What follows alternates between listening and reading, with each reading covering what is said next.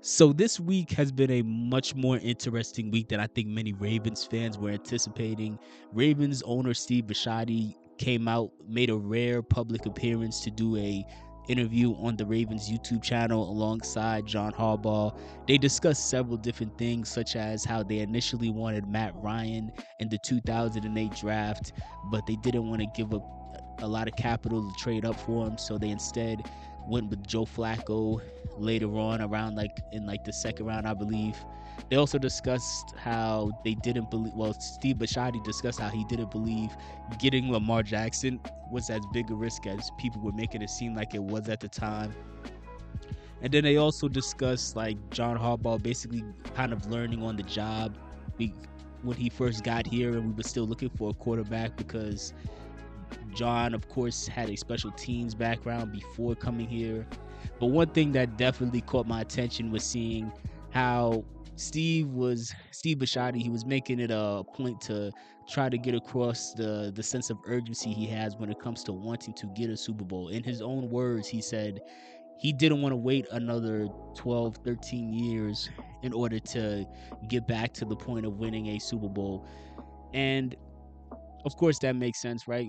I know we all feel that way, but it also started to actually make me think about what is Steve Bisciotti's timeline for selling the team, because as we all know, about 2 or 3 years ago, Steve Bisciotti, he sat down with Marlon Humphrey on Marlon Humphrey's podcast. This is back when Marlon still had a podcast on the Ravens YouTube channel and not his own personal podcast, where he mentioned how he did plan on selling the team further down the line because he didn't want to put that pressure on his kids, so he didn't intend on it being like a thing that he passes down to the next generation.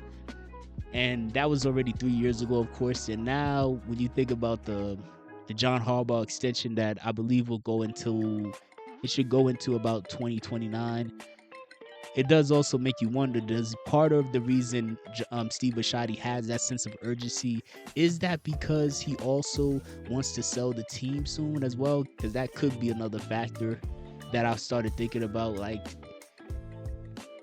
Steve should be about, I think he's about 66, or he's somewhere in his early to mid 60s. So by the time Harbaugh's contract extension would be up, he would be pushing 70 at that point.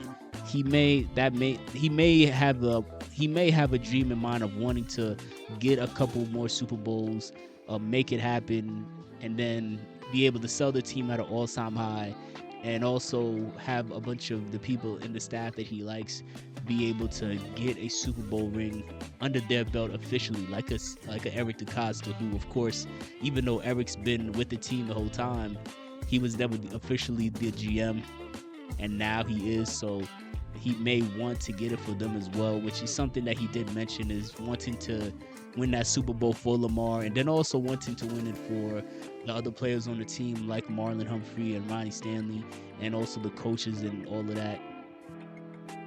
You know, it sounds convincing, but at the same time, over the years, we've had people like myself have had many questions about how serious the Ravens really are, because there's been several moves the Ravens have made over the years that felt like really they're just kind of doing the bare minimum, and they're just kind of coasting and not really trying to get aggressive, or as aggressive as we would like when we see other teams like the Eagles or the Rams or the Chiefs be more aggressive in a way that many of us would like to see this team being.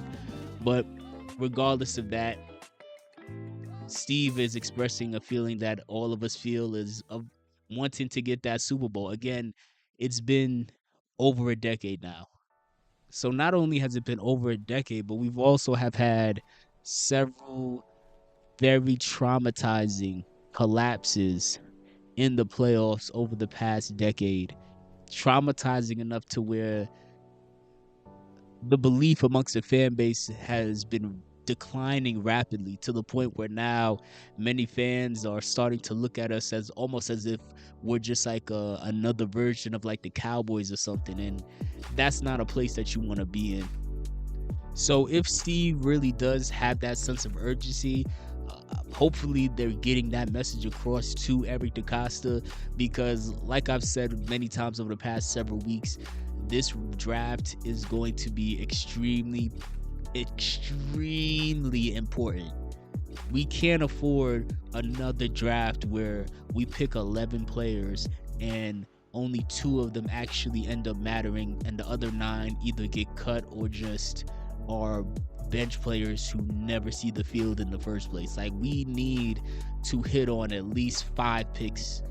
We like legitimately, like, I'm not exaggerating. We need to hit on at least 5 picks. So we'll see. Because that's, again, a very strong draft, and obviously winning the Super Bowl and finally getting out of our own way.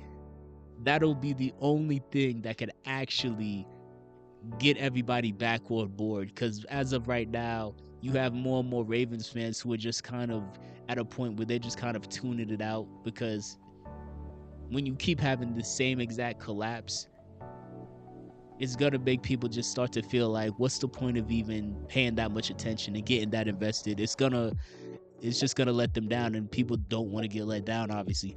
Something else that was major that caught my attention was apparently an anonymous NFL exec, and I hate when these anonymous reports come out, because honestly I usually think that they're just staged and it's just like something made up, completely made up, that people just throw out there in a slow news cycle just to create some sort of drama. But regardless of if it's made up or not, allegedly there's an anonymous executive who blasted the Ravens for the signing of DeAndre Hopkins, and basically just saying that, hey, it was a move that doesn't really make a real difference, and basically saying D-Hop at this point in his career, he's just a name. He's not really a difference maker. And at this point, they're right. They're like, I hope D-Hop can exceed expectations, but realistically, this sort of response it's 100% right. Like, nobody, even Ravens fans who are still optimistic about D-Hop, they're still not expecting him to come in here and set the world on fire. Most people are saying, well, he's accepted that he's going to be a wide receiver 3, which, I don't remember D-Hop ever saying that he accepted that, but everybody's assuming that he's going to accept that peacefully. But, and maybe he will. Hopefully he will, right? We don't want unnecessary tension. But if we're only expecting him to be a wide receiver 3, then that would just validate the opinion that this anonymous exec have when he said that this doesn't actually make a difference. He's not a difference maker at this point in his career, because how much of a difference are you really expecting out of a wide receiver 3? Now, don't get me wrong, obviously, we still need depth, of course. So if D-Hop is your wide receiver 3, and knock on wood, if Zay and Bate go down, all right, like, that's not a bad position to be in, because even though he's not his old self, he's still a very experienced wide receiver who used to be arguably the best in the league. But at the same time, Nelson Aguilar was our wide receiver 3 last year, and didn't he only have like 14 catches? I'm not saying D-Hop is only going to have 14 catches. What I'm saying is, part of the reason why this NFL exec's statements, I think, are correct, at least for now, is, again, what are we realistically expecting out of D-Hop? If you're telling me that you're only expecting D-Hop to be a wide receiver 3 and put up wide receiver 3 numbers, then that means this executive is correct. That's not somebody who's gonna make a massive difference. Now, it also depends on the context of when they get those yards, right? Because let's say D-Hop only has 500 yards and 3 touchdowns for the year, but let's say most of those yards happened in very close games when we needed somebody to make a clutch catch, right? Because then at that point, that would kind of change how we viewed those yards. Even though it's a small amount of yards, at that point you could say he is a difference maker. But is there a guarantee that that's going to be the case? I don't really think so. I see many Ravens fans, they're bringing up Derrick Henry's success, and I get the point people are trying to make, but I think people have to remember that as a team, we have had way more misses when it comes to this method than we have had success stories. Yes, people will bring up Derrick Henry and they'll bring up Kyle Van Noy, but then we've also, like, didn't we have, if I'm not mistaken, didn't we have Le'Veon Bell? We had Deshaun Jackson, we had Des Bryant.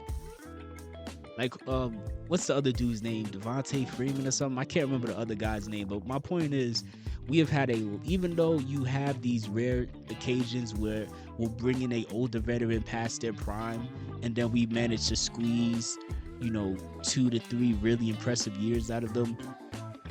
There's also many, many, many examples in the past of us trying this, and it did not work. Which is why I'm not a big fan of this method, right? Like, I want us to go out and get guys who we still expect to make a difference. Because here's the thing. Just like how this NFL executive is saying that D-Hop isn't a difference maker at this point, the Ravens, I know the Ravens agree with this anonymous executive. I know they agree with them. The reason I know is because they only paid him $5 million, and then on top of that, they waited until 2025 to get him. See, they didn't get him in 2020 when he, got traded for pennies and he was at the peak of his powers. We waited until like his market essentially collapsed. It crashed. Like we were the only team still checking for him at this point. Now, is it possible that D-Hop still has a lot more in the tank and we could pull off another miracle and get him to put out 800 to 1,000 yards and like 6 to 10 touchdowns or whatever? I mean, maybe, I guess it's possible. You could make the argument that just 2 seasons ago when D-Hop was in Tennessee, he still was able to put up 1,000. But as these guys get older and once they start looking like they don't got it anymore, it is not easy for them to dig deep and squeeze 2 more great years out of them. Not saying it's impossible, but I'm not a big fan of that method, of course, because it relies heavily on luck instead of prioritizing going for a player who's still currently at the peak of their powers. Like, we got lucky with Derrick Henry. Now, even the most optimistic Derrick Henry fans who were excited that we signed him last year, nobody was expecting him to put up, basically 2,000 yards behind a very bad O-line. Well, a very underwhelming O-line. But nah, just a bad O-line. Like, nobody was really expecting that. Because, of course, many running backs, once they get to a certain age, they just fall. I mean, they just fall off. Now, I was still expecting Derrick Henry to be productive, even if he did take a step back. I still said that I was predicting that he'd get about maybe 1,200 yards. But was I expecting him to come out here and put up 1,900? Nope. And nobody was. Now, can he do that again? I don't know. Maybe. Hopefully. There's a good chance, I guess. But I'm not a big fan of consistently doing this method. And over the years, we've consistently taken this route of going to get guys once they've passed their prime and they're at their cheapest value on offense, and trying to scoop, and defense too, and trying to scoop them up to squeeze 2 to 3 good years out of them. And yes, sometimes it works, but a lot of times it does not work. And we just sort of brush it under the rug like it didn't happen. So I don't know. I don't know. Let me know. Do you think D-Hop is going to be a difference maker on the roster this year? And if you think he's going to be a difference maker, what are the stats you expect him to put up this year? Are you like, how many yards and touchdowns and catches are you expecting him to get?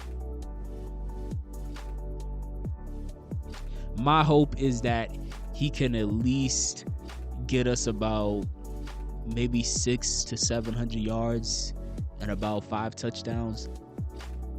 But anything beyond that, I would be pleasantly surprised by. But let me know what you expect in the comment section.